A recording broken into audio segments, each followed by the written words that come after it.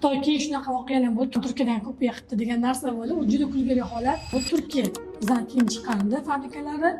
Ko'p joylarga aytib o'tdim. Даже Turkiyani o'ziga ham borib shu fabrikaga ham uchrashdim. Bizani liboslarni ko'chirib chiqarishdi. Bizda misol uchun 10 barobar bizdan arzon qilib chiqarishgan.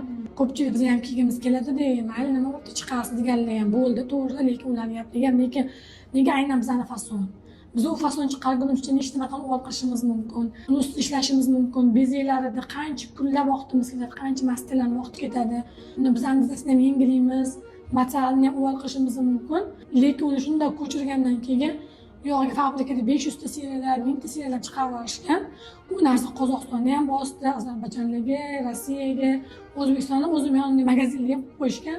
O'zim brendni tasdiqlaganman va yurist bilan borganimizda ular xavotirga tushdi fabrika. Albatta, qolgan chiqayotgan liboslarni fabrikada telefon to'xtatishdi, uzr so'rab, bizga bu narsani Qozog'istonga olib kelishdi. Sizni brendingizligini bilmaganmiz, bu to'xtatamiz, chiqarmaymiz deb uzr so'rab to'xtatishdi.